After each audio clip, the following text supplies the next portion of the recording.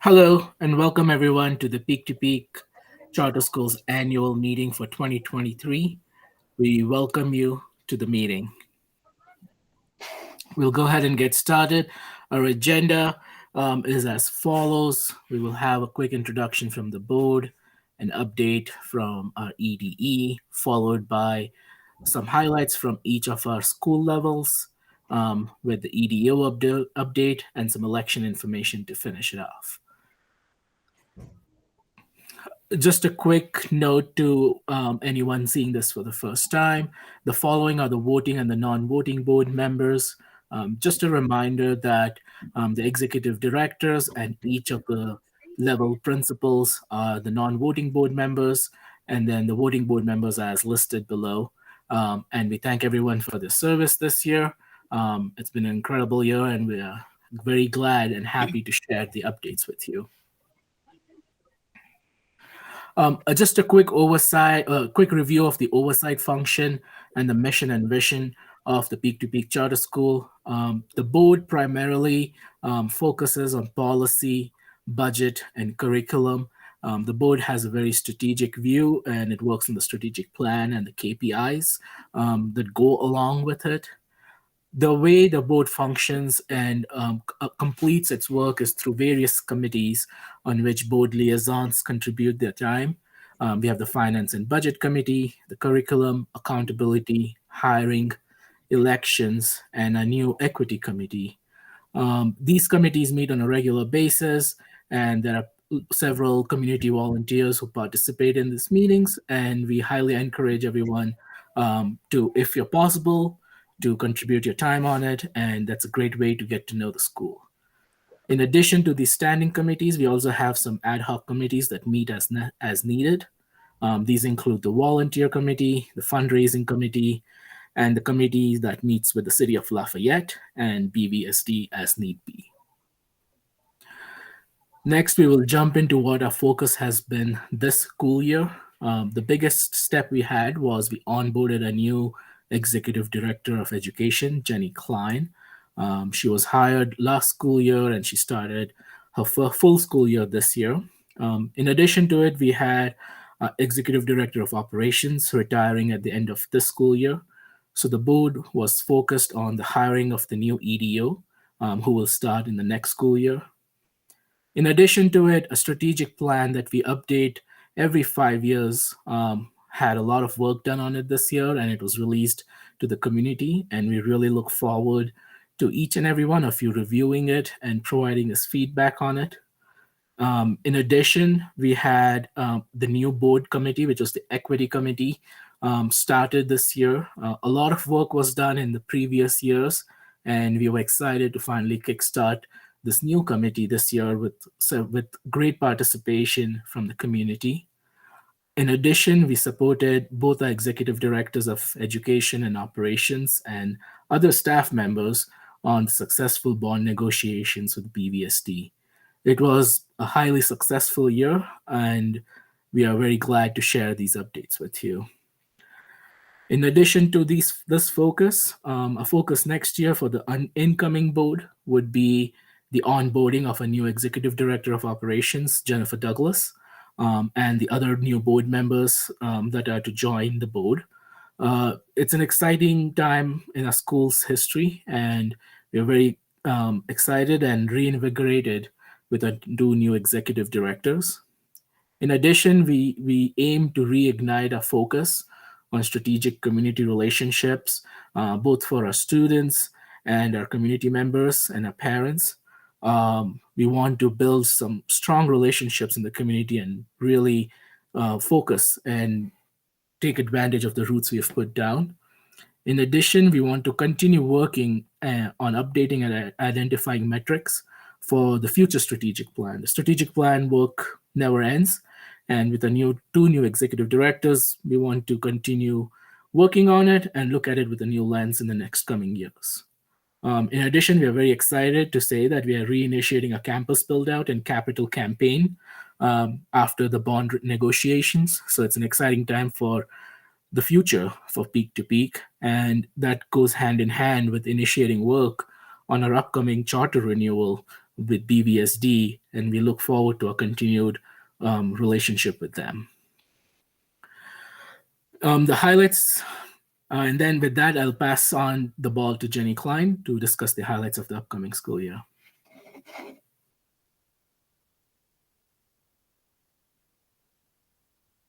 Sorry. Hi, I'm Jenny Klein. I'm super excited to share a little bit about what happened here at Peak to Peak this school year, and then give you a little bit of a preview of what's coming. So this year we continued to work on climate and culture, and continued to engage in activities with our staff and engage our community as much as possible as we came out of COVID. So there were lots of on-campus events and super exciting things going on. It was really nice to have parents here and students sharing their work and sharing all of their celebrations with our community members. So we were really excited to have that happen. We spent this year focusing on some of the social and emotional needs of our students and our staff. And again, coming out of COVID, we felt like this was a really important focus area and wanted to make sure that we continued that throughout the year.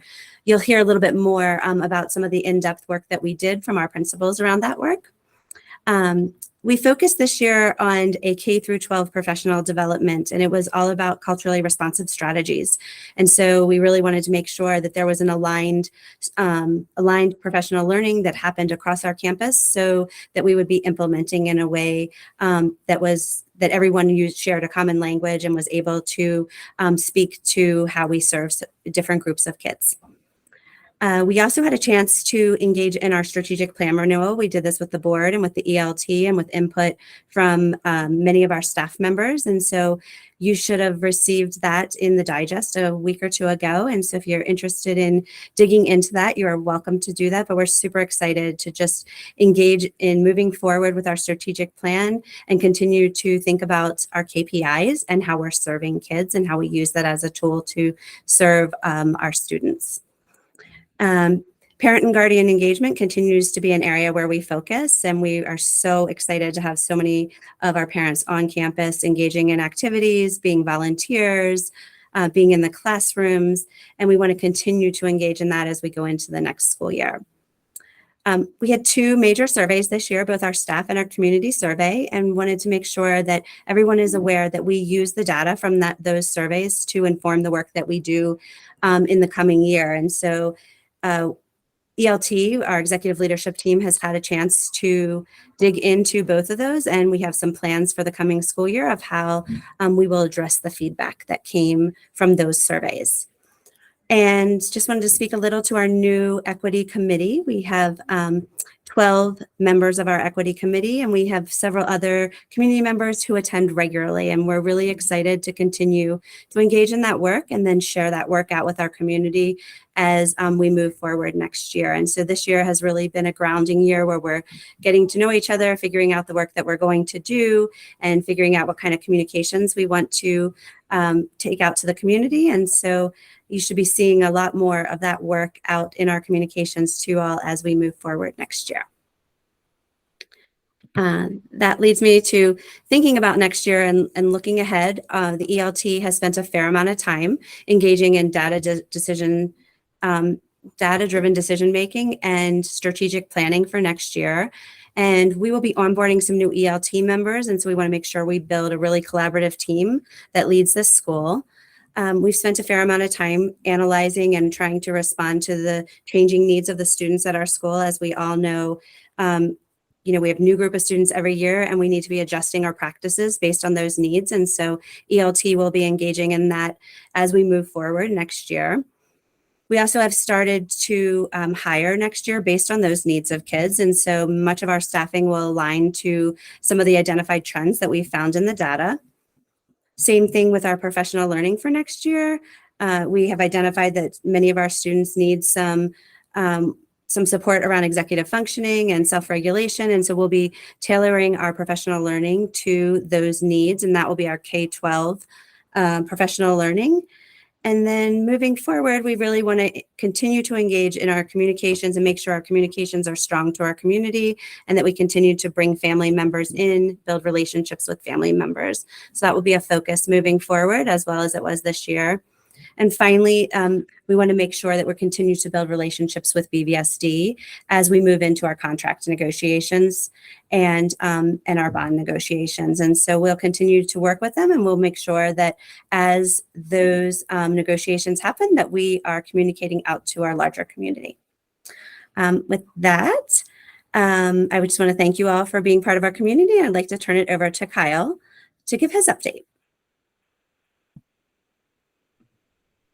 All right. Thank you very much. Hey, this has been a busy school year. Being back in person for the full year, that's been exciting. We've been able to rekindle a lot of our relationship work. We've been renorming everybody on systems and accountability, getting students updated with standards-based grading. And that's been the pilot that we started this year in collaboration with the middle school. Our science team has been working hard on that. We look forward to rolling that out further next year with everybody on board for the 24-25 school year. Some things that we've added this year that have been kind of fun. On Friday, I do social and emotional weekly touch points and reminders for our student body. That's what the students said that they wanted when I met with them in focus groups last year. So Friday SEL moments are good reminders about how do you bring yourself to school with your presence, with your character reminders, and with being fully engaged, leaving outside things outside, and really being ready for school on a weekly basis. Our departments have been doing really detailed curriculum alignment work, identifying ongoing gaps, particularly in math and English, since our pandemic time. And they've been sharing and working in vertical content teams to really get things aligned with rubrics, with what to look forward to in terms of reading and writing expectations, and how to make sure that they're really well prepared for the next level of math and other contents. We've got some exciting new course proposals coming forward next year. We're going to see film studies come forward in our electives team. We've got 2 sections of study skills for students who really need a leg up and some additional support. We're moving to integrated math, IMP, which is really exciting for our standard math pathway for grades 9, 10, and 11. And as I mentioned before, full standards-based grading. We have spent a lot of time this semester getting students to come to office hours and then planning forward our credit recovery program, which will happen in June. We've had exciting outcomes for all of our athletics seasons, all 3 seasons, getting into post-season state competition, which has been fantastic. We've had some neat dances, homecoming and winter ball on campus, and prom was at the Chateau in Broomfield. Really fantastic outcome there with a lot of students going over to after prom at the Boondocks Center from 11 to 2 a.m. Whew, I didn't stay up that late that night, that's for sure. Neat events came back into fruition from flag football, Spirit Weeks, Rise for the Peak class competition, and field trips with our school buses have been really fun this year. Full school assemblies, all those things along with our clubs, getting those all in place and really actively engaged our student body for the full year. Another update from this year, 95% of our senior class, they had applied to 1 or more colleges by November 1st and 100% by the end of the first semester. That is just fantastic. It's getting our seniors onto great opportunities. We just had announcement day yesterday, so our students have selected their schools of choice for the coming year, and a big celebration at lunch yesterday, which was fantastic. A couple of highlights, emphasis for grade levels. Again, 9th grade, they're focused on innovation with Miss Christy Letter as their teacher and their guide. We've had a lot of challenges and recognitions for many teams, particularly the Samsung Solve for Tomorrow team. They just won a whole slew of tablets for 9th grade innovation group. Again, they focus on relationships, but it's a lot of that application of critical thinking across content areas, which is starting to bleed over into other areas, other content areas as well, taking on challenges and finding opportunities in English, social studies, and the arts. 10th grades have been the focus on service, leadership opportunities, Things like LEAD Colorado are coming up as opportunities for our students. Student council, clubs, and honor societies. National Honor Society, again, is a leader in service for grades 10 through 12. Again, applying skills to their projects in their coursework is a big learning curve for 10th grade.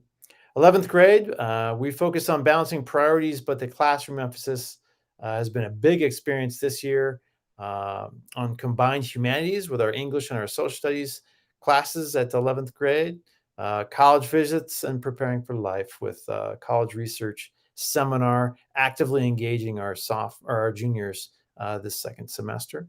12th grade, all about the legacy, fulfilling what they want to do, their dreams for not just college, but careers, and building out some great milestones for the rest of our classes to follow. We had fun fall Ninja Nation field day, leadership at college day, and we just had our senior reconnection regathering. We're getting ready for senior week coming up in just a couple of weeks as we walk our seniors to the finish line.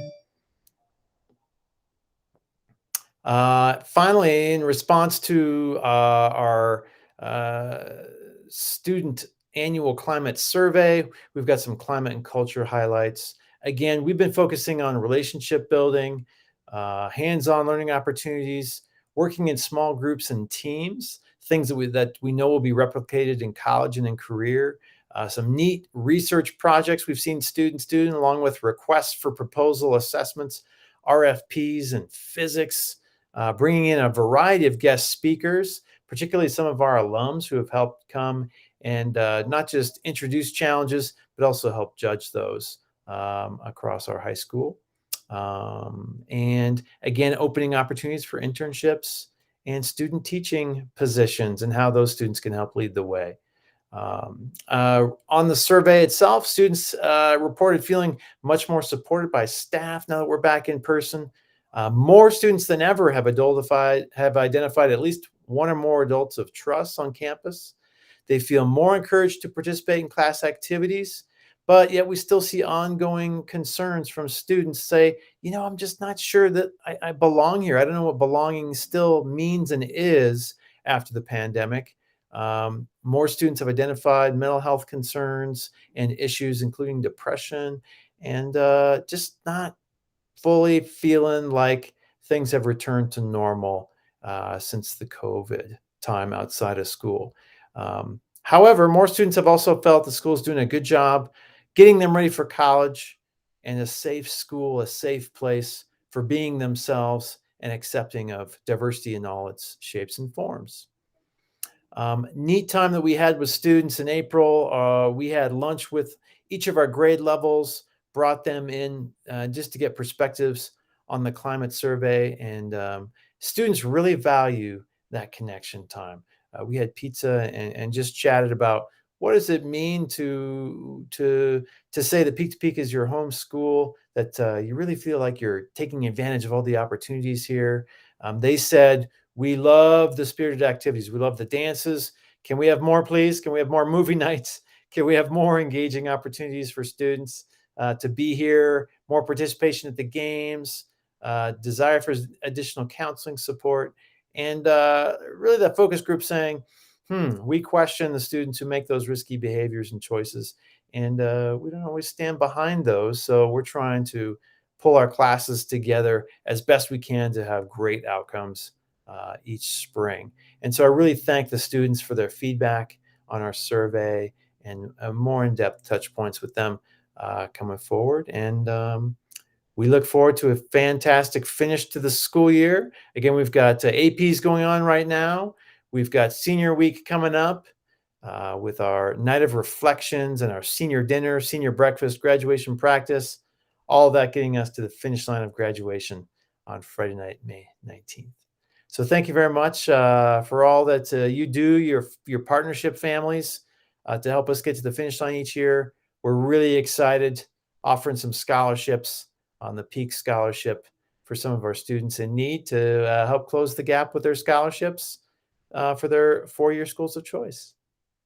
So thank you very much from our high school. And with that, we'll pass it over to Miss Clara Quinlan on the middle school. Thanks, Kyle. Hi, everyone. Welcome. Thanks for giving your precious time to get an overview of our year in about 20 minutes or less, right? We're gonna get all of the essentials to you. My team this year have been really focused on some areas across the classrooms, increased feedback to students. This is part of our preparation not only for some grading implementation with full standards-based grading, but also in response of having students come off of a pandemic and really address some of the gaps that we saw and then we saw persisting last year. So we've done that feedback, and that feedback is articulated into communications through back to school night and conferences with families and a lot of emails and phone calls home. We are facilitating a lot of student-driven learning goals. So we're trying to do some of the lift in these first years of when students receive grades across multiple classes. We're doing a lot of work to show students what it means to set a goal for learning rather than fixating on the grade or defining themselves or their identity by their grades. That's some work that we're really trying to do in a very authentic way with each of the learners that find us. We're also focused on strengthening executive functioning skills and what many educators saw after the pandemic, which was kind of a lack of stamina. I would argue the adults felt a lack of stamina as well after the pandemic, but it's something that we're really been trying to extend in the class. So that would mean something like, how long can a student stay on a task in class in a morning or an afternoon class, and what would help them take breaks that are really productive so they can get back to learning? All of that has really produced some great growth gains for us this year that we're really quite proud of. We just finished up our end of the year iReady, which is focused on reading and math. And in my time in this position, I have not seen this level of growth in a while. And so I'm a fantastically proud principal right now of all of my teaching teams, particularly with our reading within one school year. And this is an adaptive test, and so it's adapting along the way to what a grade level should be. We reduced in reading by 10% students reading at 1 or 2 or more grade levels below, and actually that percentage increased into students performing at mid or above grade levels. So that's a pretty huge celebration for our team, and especially for our students and all the adults at home that have been supporting some of our goals, especially the stamina goals and those student-driven goals that we are doing around reading and writing. In math, we saw similar growth. A particular one of note is that our sixth graders increased by 15%, sixth graders into performing mid or higher than grade level, which is a real win for us based on some of the data that we saw at the beginning of the year. So if you know a math or a reading teacher, which is almost my entire staff, you should give them a shout out, and all of your students a shout out too, because we're really proud of them. To that end, iReady is an external measurement of achievement and growth that we were largely working in tandem with the district and elementary schools, and it has been sort of dinosaured out of the external measurements for achievement and growth at the secondary level, not elementary, but at secondary. And so next year, we're going to be adopting Common Lit and Star Math, which are assessing very similar qualities. They assess them in a smaller amount of time, which is huge for us. We're going to get, on average, about 2 to 3 hours of instructional time back every semester, and that doesn't include makeup. So to us, that's worth it alone. On top of it, though, the suites are more interactive, Common Lit and Star Math, and help our adults at home access some of the skill practice areas that we're hoping to use and utilize throughout a year. So we are embarking on that. That is under a key performance indicator number 1 and number 2. So the key performance indicator is not changing under our strategic plan in any way, but the measurement at the middle school will be. We have a lot of course highlights that are happening right now, but I did want to highlight that our Thrive leadership is thriving in enrollment. Yes, I went for that painful joke to keep you awake.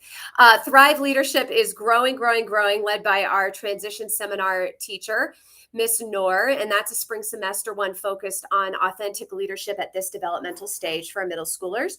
And we're bringing back our independent seminars led by Miss Van Tol, in which students come in and work for a whole semester on something that really excites them in a passion area. They learn research, they learn design thinking, they learn presentation skills, and we've had a lot of interest with those.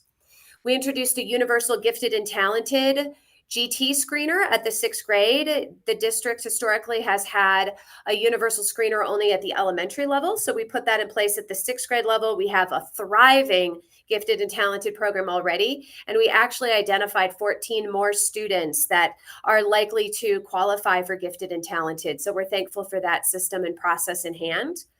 And finally, a shout out to the Innovation Fund. If you all have been in our community for a while, you recognize me as the lucky principal who gets on the stage and badgers you to give money to this fund every year at our auction. This year I joined Chirag in that work. And it was a hugely impactful donation year. And we thank you for that, because one of those funds from last year's monies was Ed Garrity, who came in, and he's a national speaker.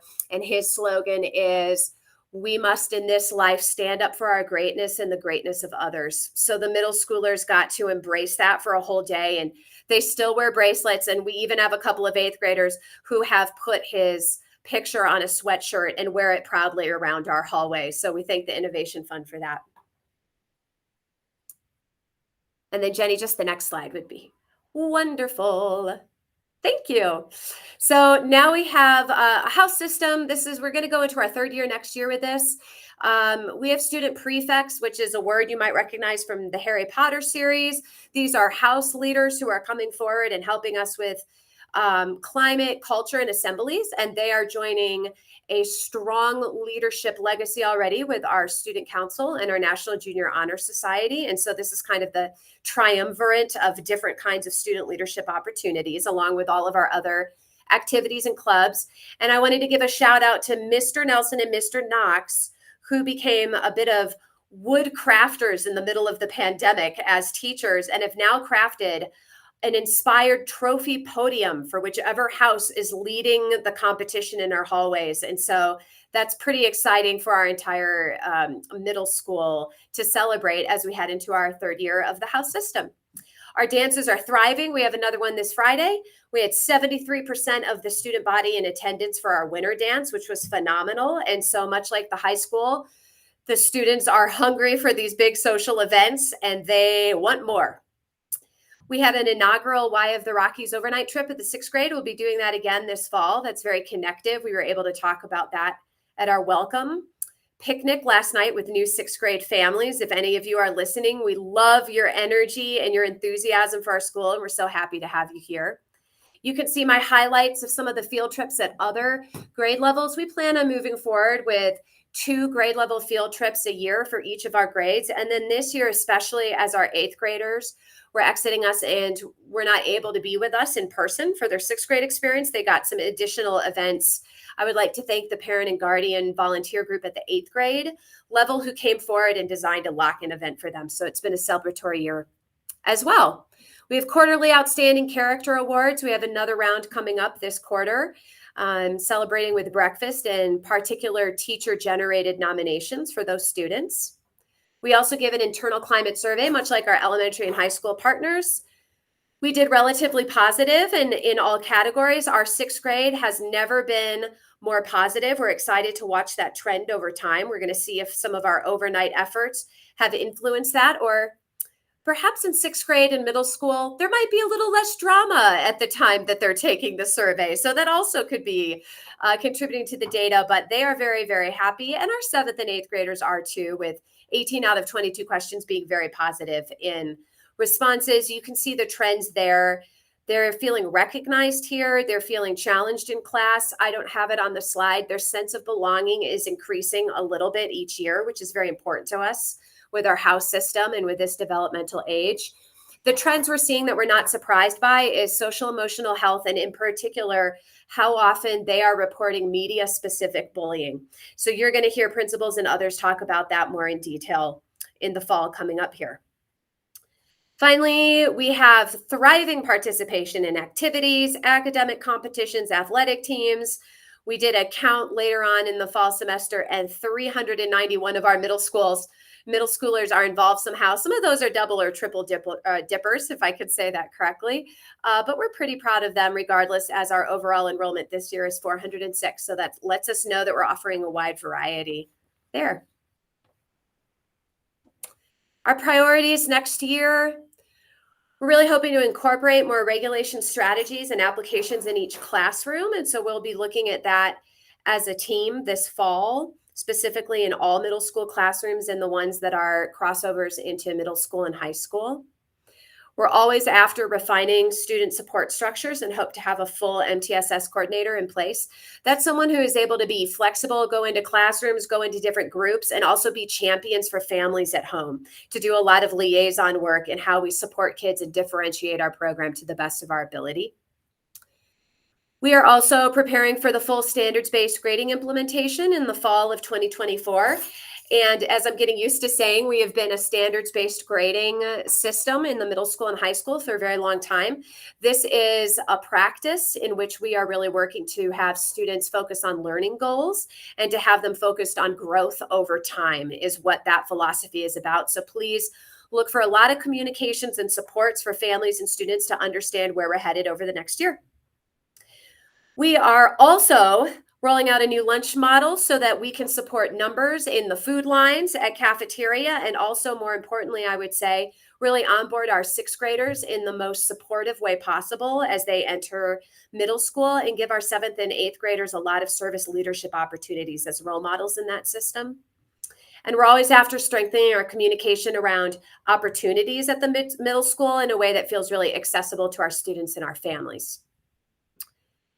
Finally, we are going to keep chasing after what some would call the unchaseable dream, but we still do it at this developmental age, which is, can we have students say, I feel like I belong here. I see myself in curriculum. I see myself in the adults around here.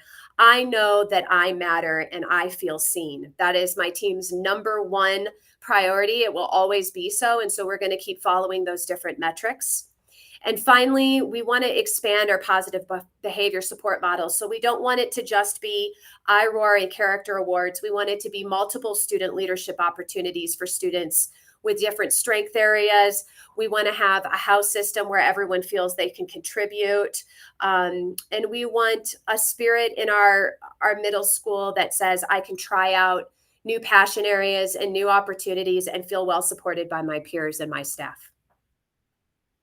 I believe that is the end of my slide, so I am going to pass it off to the magnificent Melissa Christensen. I love getting to go after high school and middle school and hear all the great things that are happening and how that trickles down to the elementary level too. On this slide, I'm talking about two specific priority areas that we had for this year as an elementary school, some more family and community facing and others more teacher facing. The first one was to build community with families, with students, and within our staff. After a few years of interrupted educational experiences due to COVID, we really felt like this was important to bring a sense of community back to everyone here at school together in our elementary. We had a lot of teachers that did increased opportunities for volunteering. We were able to welcome volunteers in full at the beginning of this year, which had been lacking for the last few years. We were able to host on-campus events again. Many of our grade levels have a variety of culminating events that they hold throughout the year and the different units that they study and special projects that they want to present. And we were able to bring families and friends onto campus for a variety of those events. We added things like coffee chats that we used to do. We were able to bring those back. An open house that was recently held to invite our students to show off the work that they've been doing and to show their families the various rooms and places in the school that are important to them and new ways that we've never done before. And then again, those grade level events and other field trips that we were able to reinstitute. And I put some examples there, but there were many more. Something else we were able to bring back this year was assemblies, which we partnered several times with our secondary counterparts on music performances and dance performances and other spirit building things that we were able to do. We have class buddies both within the elementary school and then within our K-12 school, and have a lot of opportunities this year for some of those K-12 partnerships to return or to begin anew in terms of secondary students coming down and working with our elementary students on specific projects like science activities or AP psychology class that might work with them. Mentors from different grade levels that come down and work with our students. And that adds so much in terms of community and also educational opportunities for our elementary students. We really have been thrilled to see the outcomes of that this year. The other thing that was a little more teacher facing, but was a main priority focus area, was to increase our consistency and unity within the way that our kindergarten through 5th grade teams and teachers work and implement different things. And we focused on 3 particular areas: MTSS, which is something that extends far beyond elementary school, but we really tried to systematize that so that we're making sure to meet the needs of various students in our school, strengthen our math and science curriculum and instruction, and implement well-managed schools with fidelity. Our well-managed schools program is something that we've talked a lot about over the last few years. It's an approach to behavior management and teaching of social skills and the way to interact with peers and colleagues in the world around them, from kindergarten and moving up in more advanced ways. And we have done that training previously as a full staff, and really before the pandemic, it was something we were solid in, but in the last few years had a lot of inconsistency in the way that we were able to do that. And so this year, that was a priority focus area for us in terms of making that a unified approach across our elementary school, no matter the setting. On our next slide, we are highlighting a few things that we did this year that were different or more focused than we had done in the past. One of those is around assessments, and you heard Ms. Quinlan talking about change that they're making to their assessments. This isn't a change, but in addition to our use of iReady, which is measure students in reading and math, we added a one-on-one component to both reading and math that we haven't used previously, and it replaced other things that we have done. One of those was the Universal Screeners for Number Sense, which is basically an interview or a performance assessment between the student and the teacher and the basic foundational math skills. And then similarly in reading, DIBELS, which is a well-known assessment in the educational world, which measures foundational reading skills, and it gives us more specific information and data. And also, because it's a one-on-one assessment, there's a higher validity to the results that we're getting from that, and ability to track progress more incrementally throughout the year as opposed to just a couple of times. And then in kindergarten, along with other schools in the district, we implemented a dyslexia screener this year that gives us a level of risk that students might have dyslexia, and then gives us some instructional teaching points in which we can address their needs should they have some. Speaking more to the MTSS, that multi-tiered systems of support, and how we're teaching diverse learners. So it's the process in which we might identify needs for students that we haven't previously identified. And then also looking at specifically identified needs of gifted students, students with disabilities, emerging bilinguals. There's a few others that fall into those categories. We are seeing an increasing number in the number of students identified in each of those areas and the number of needs with students. And so working with our teachers and staff on ways to approach those needs, on ways to differentiate learning, regardless of which category a student may or may not fall into, and making sure that we're doing our best to attend to their special needs, whether that be for acceleration or extra intervention, and how we're providing those consistently across teaching settings. And then our climate and culture work that we've done this year has been a lot, as we've tried to really build that community within our school and within our classrooms. Some examples of that would be the Great Kindness Challenge that we participated in earlier this year, and really focused for several weeks on being kind, on specific ways to be kind, and building that as a skill that our students can have in greater abundance. Some of the strategies we use for social emotional learning would include zones of regulation, which teaches students and the people around them to recognize different ways that they might be feeling or responding, and ways to interact better with their peers and colleagues around them, and strategies to move between those when needed. Things that we have continued to do, but with new excitement this year as we've returned to our assemblies, is Possum Pumas, where each month a student is recognized from each grade for being possum and abiding by our character traits and being an amazing student in a variety of ways. And then each grade level has the opportunity to win a Puma if their class has demonstrated particularly wonderful behavior that year. And then on our next slide, we're going to talk about some of the priorities that we have identified for next year, and the ways that we're going to continue the work we started this year into future things. In the strategic plan area of inspiring learning, we're implementing a new math curriculum. You may have seen or heard information about that this year, as we've been working through researching and finding a program that we feel will best meet the needs of our students. It's called Stepping Stones 2.0, and we are really, really excited about the way in which it builds math knowledge through inquiry and engages students in deep mathematical discourse and explaining their thinking and talking to others and defending their perspective and listening to other perspectives, and really a deeper knowledge of math than just the mechanics of doing a math problem. Along with that, we're going to be doing a lot of focus on the teaching methods that our teachers are using and how they can improve upon strategies that we already know and build new strategies to help our students. The other area that we're going to work on in terms of teaching would be in the introduction of sixth traits writing, and it's more a reintroduction. We've used it previously, but again, coming back to that common language and making sure that we're all doing it in a similar way, using similar measurements and similar language for our students, so that as they move from kindergarten to first to third to fifth, they're hearing similar things and can build upon their prior learning.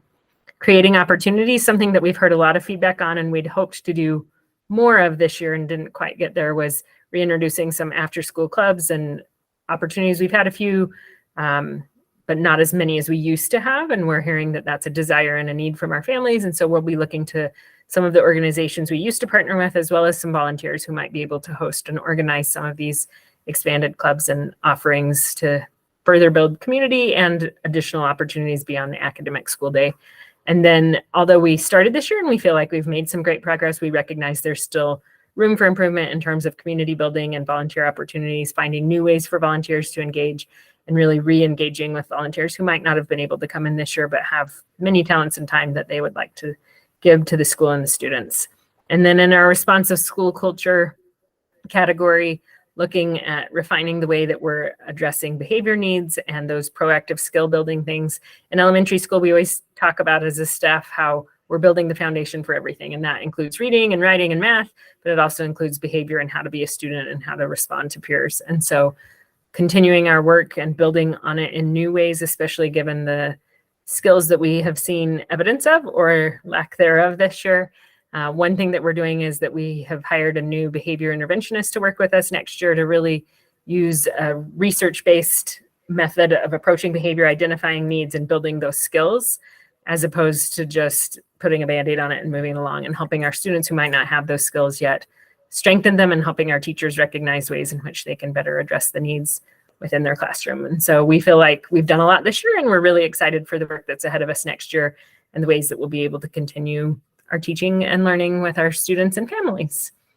I believe that next it will be Mr. Sam Todd, our Executive Director of Operations. He's going to share some information with us about the budget and the financial state and some projects around campus and facilities. So I'll turn the time over to him. Thanks for being here. Director of Operations at Peak to Peak, and I'm going to give you an update on the operations at the school this year. We're going to start with facilities. We had a busy year in 22-23 with the electric bus introduction. We expanded our north parking lot and built the infrastructure for the electric buses, which was about $500,000 in total. We installed new furniture in the middle school and the high school art rooms at about $45,000. Bulletproof glass in our front lobby windows for $13,000. Replaced the soccer field scoreboard for $13,000 and the electronic message signs for $57,000. This summer, in the month of June, we'll be installing new LED lights in all classrooms, closets, and the kitchen area. And that will cost about $153,000. Currently, we are bidding out our custodial services contract, which will begin in July of 23. In human resources, we made a large change this year in our payroll system, switching from Paychex to Paycom in October. Our employee opinion survey continued to show high ratings across the board, similar to past years. We negotiated new employee benefit premiums with no increase for any of our local benefits. We onboarded 46 new employees this year, and our employee retention rate remained over 88% for all employee groups. We also conducted an admin and salaried support staff market compensation study, which was completed, and the adjustments to salaries will be made in 23 and 24. In food services, we were full staffed all year this year, which is a big difference from last year. And we also returned to normal operations after offering free food for all students last year. We're making a $75,000 investment in new kitchen equipment in the summer of 23 to prepare for a return to free food for all students next year. This year, we're expecting to finish the year with a net surplus of about $60,000 in the food services fund.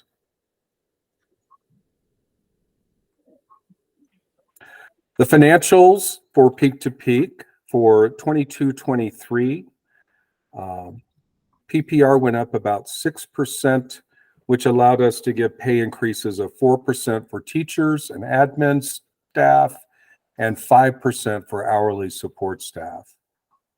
Over $500,000 was invested in the electric bus infrastructure, and 4 electric buses were leased to replace the loss of BBSD bus service.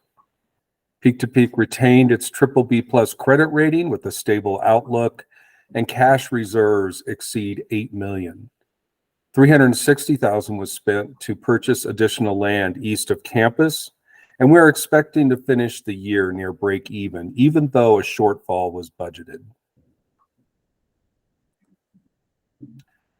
For next year, we're receiving a PPR increase over 10%, which will raise PPR to $10,488, or about $15.2 million in our budget.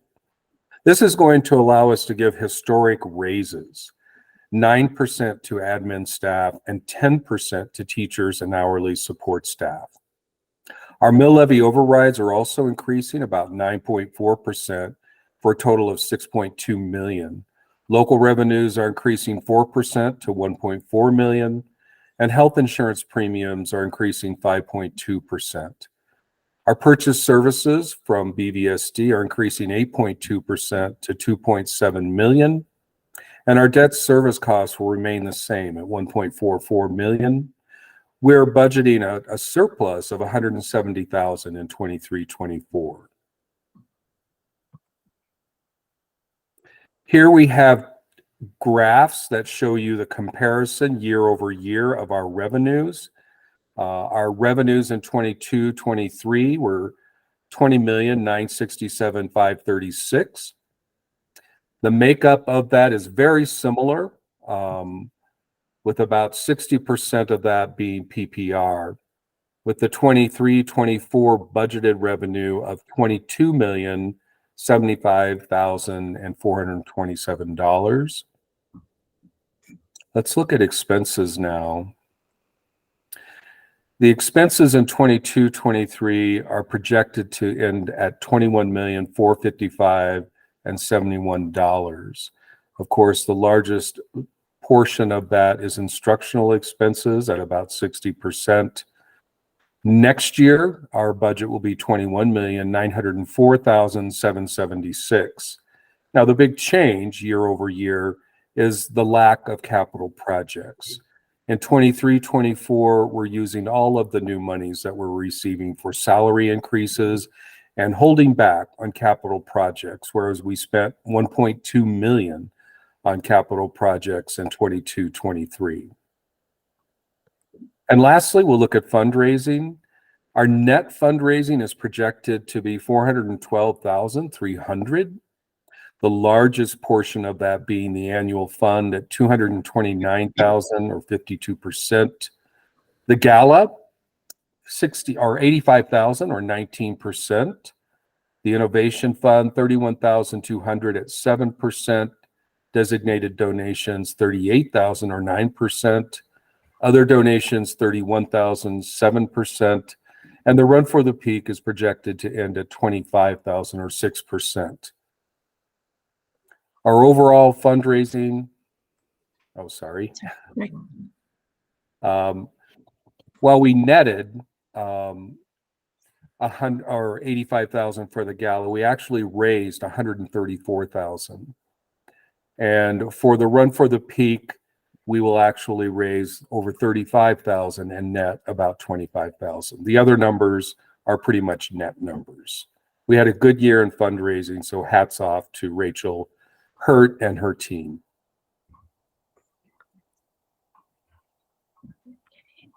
So with that, I'll transition it to Chirag, and we'll let him end us out tonight.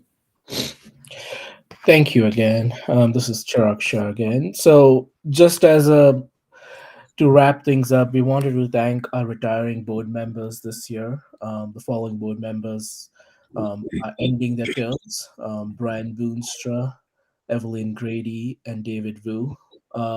We really sincerely thank each and every board member. They stepped in at a very challenging time in our school.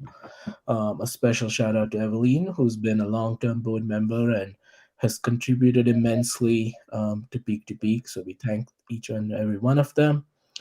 And finally, last but not the least, we'd like to thank Sam Todd, our retiring EDO, who has been a leader for a long time and is sailing off in the sunset. So we thank Sam very much for everything he's contributed to our school, and we wish him nothing but the best in retirement. As a final reminder, we do have an election starting on May 3rd. We have 3 retiring board members, so we have 3 open seats. Each of these seats have 3-year terms associated with them. A reminder that there are no paper ballots, it's electronic voting only. Every community member should be receiving an email about their ballots. The virtual candidate forum is on May 3rd from 7:30 to 8:30 p.m., where each candidate will be asked a handful of questions. So we encourage everyone to participate in it and see and judge yourselves for each member. Once the Q&A session ends at 8:30 p.m., the voting begins at 8:30 p.m. on May 3rd and runs through for a week. Through midnight on May 10th. We encourage each and every one of you to please vote in the election and select the future board members. The election committee members are listed below. If you have any questions regarding the elections, please feel free to reach out. Tracy Shonoweiss, who is the office director, she's leading the committee and following by the additional board members and community members. Also, feel free to reach out to any other board members or Jenny Klein or Sam Todd or anyone else, and they'll be happy to point you in the right direction.